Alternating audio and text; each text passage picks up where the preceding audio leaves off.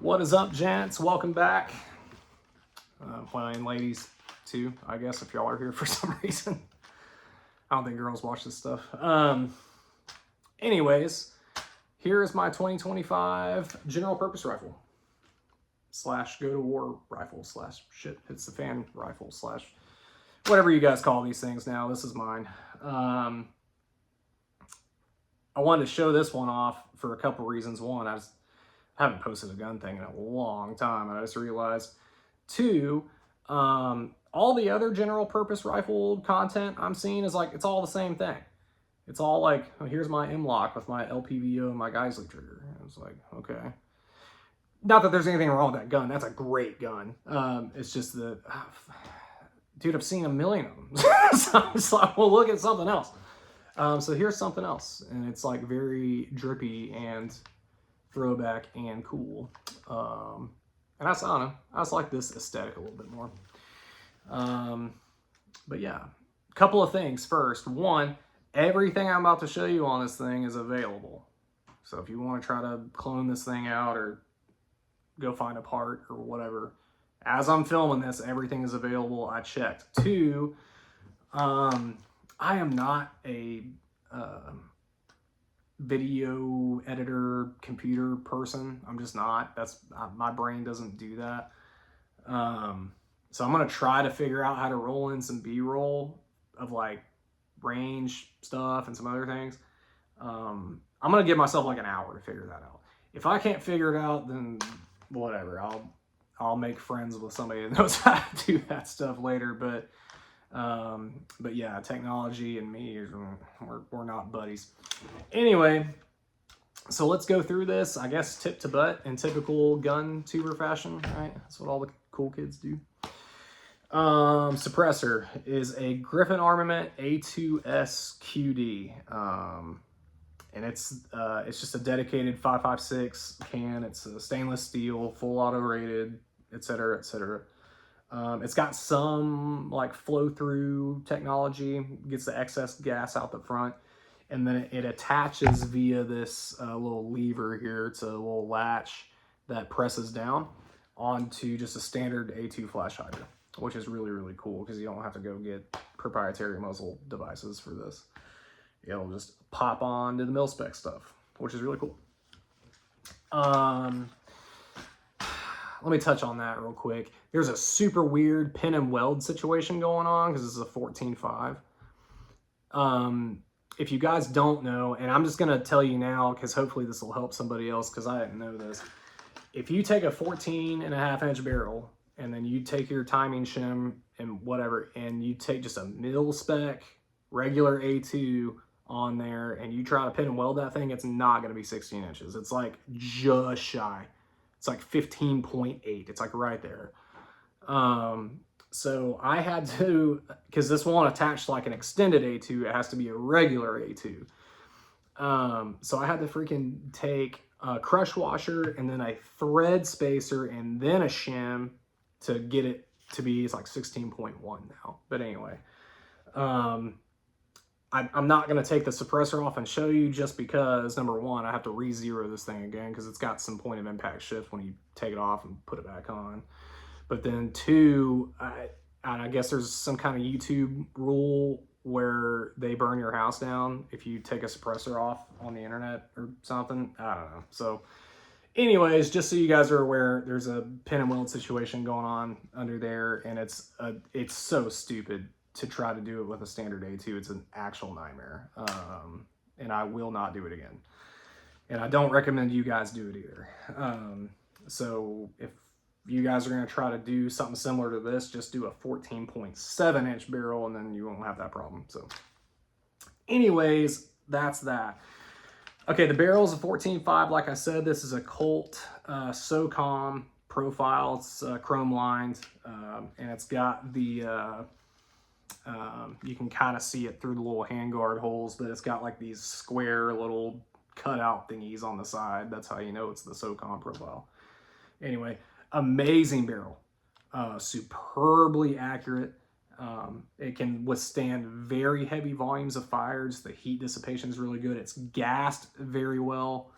I can't say enough good things about this barrel. To me, the barrel kind of makes the gun in this particular case, just because it's so accurate that having a 3-power optic it's all you need.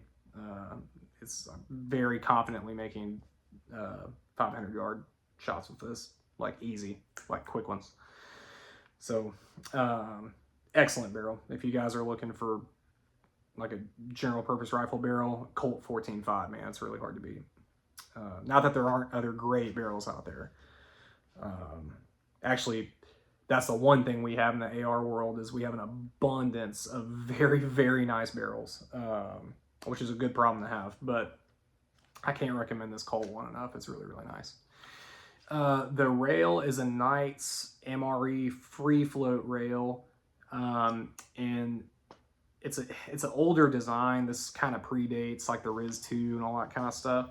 But these older Knights rails have these little tensioner ring thingies right here, and then that puts like this forward pressure on the rail and kind of sucks it in, and that's what keeps it on there. These are notorious for walking out when they get hot.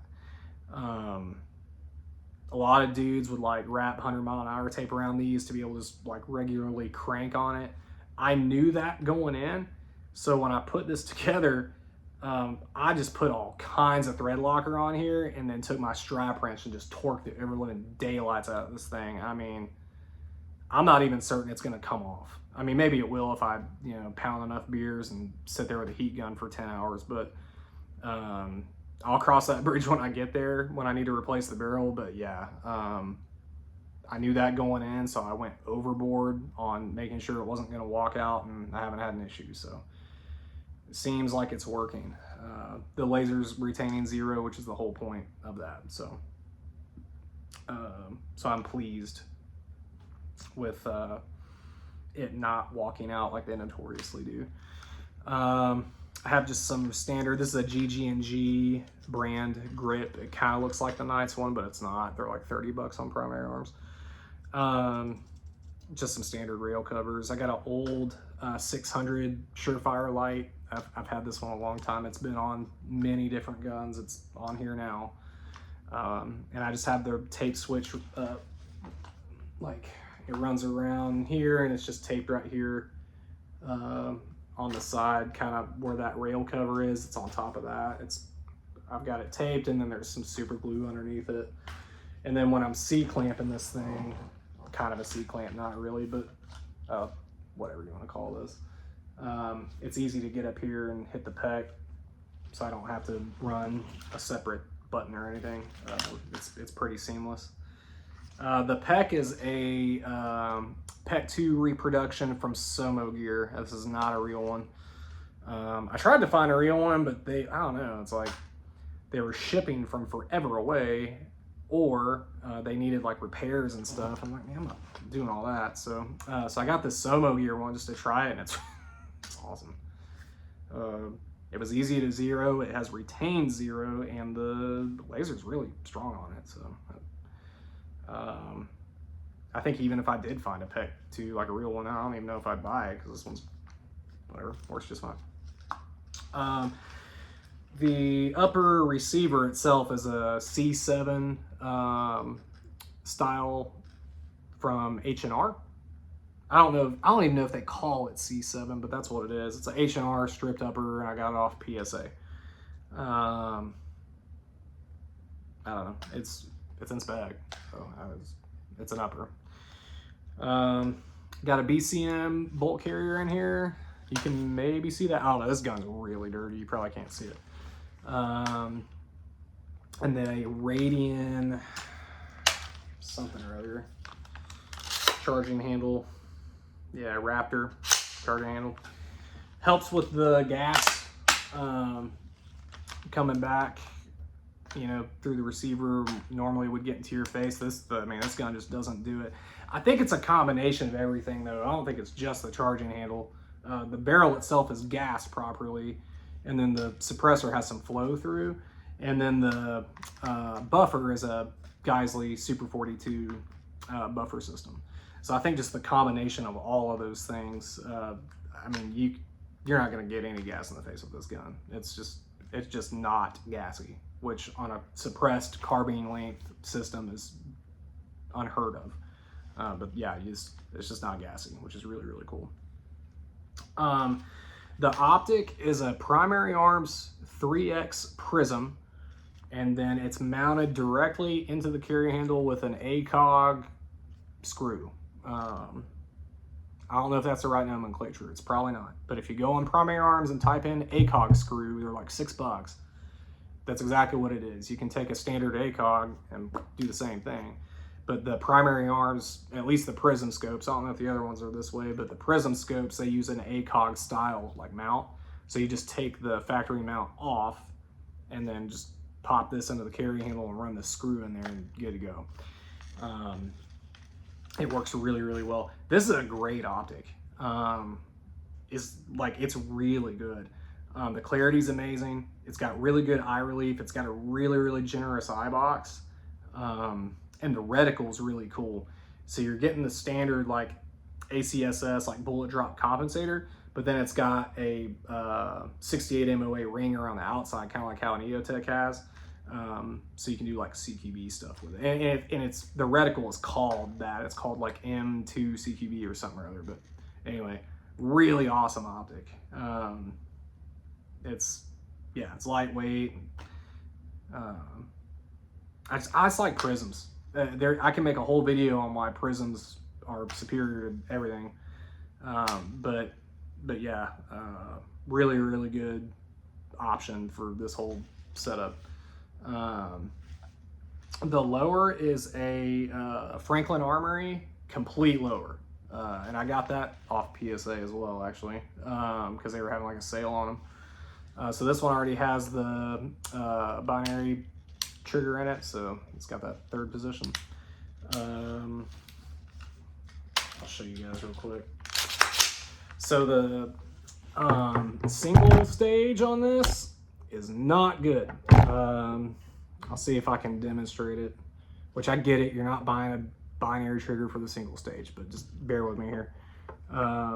So it's got like that weird mil spec kind of creep, which if you shot just a standard mil spec trigger, you know what I'm talking about, like that weird grimy kind of take up. So it has that, but then it doesn't always break in the same spot. So it's not super predictable. So here's the reset. You may not even be able to see this in the thing, but I'm gonna try to demonstrate it as best as I can. Okay, so this is a lot, it feels like a lot longer pull. So that one felt like it was like 5.5, maybe 6 pounds, and that first one, it felt like it was like 4. So it's just not very predictable, and that was about 5.5 too. It's just not super predictable, which it's not a precision rifle, so it's, you know what I mean? Like, it's not a big deal to me. As it sits right now, I can use the ACSS and doink a steel man-sized target at 500. So if I can do that, then I'm satisfied. To me, that is the maximum effective range of what this is supposed to do. So if I can get a 77 grain pill out there, then we're rocking and rolling. The binary though is really pretty cool. When it first came out, I was like, man, that's kind of gimmicky and stupid. And then like I looked on like YouTube of people using it, and everybody was just like mag dumping with it. I didn't get a binary trigger to mag dump. I liked the idea of being able to real quick like do like a double tap at range and like get 2 hits on steel at 300 like repeated, and you can do it. Like it'll essentially like stack, like as long as you're like recoil mitigation and all your mechanics are squared away, it'll pretty much stack 2 bullets wherever. So I really, really like that. If you think about maybe having to shoot through glass, you know, glass can deflect bullets. A lot of things can deflect bullets, but glass definitely can. So having like that first round and then here, rapid succession, here comes the second one, that won't be affected by that. It's really, really cool. The other thing I like about this is that it has a 3-way And there's some other like use cases too, but that's just one example. But when people were like, "Why do you have a binary?" It's like, well, for that, for the few practical things, but not that you can't use it in single stage, because you definitely can. It's just whatever. I've been shooting Rock River 2 stages, LaRue 2 stages, Geisley 2 stages. That's what I'm used to. And so going from that to this grimy mess here, it's like, I mean, you can use it, but I wish it was better. That's my only kind of gripe. But again, you're not buying binary triggers for the single stage. So, but yeah, that's I think everything. Unless I forgot something, I'm just slinging that kind of deal. But no, I really like this. It's super, I don't know, just practical for everything. Like, you can do everything with it. I'm gonna go do some hog hunting later in the year with this. I'll probably do some coyote hunting with it too. I'm training with it. I'm using it for home defense. I'm traveling with it. Like, it's like, this has slid into the GPR spot pretty hard. So if y'all have questions, put comments and such in there, and I'll see y'all next time.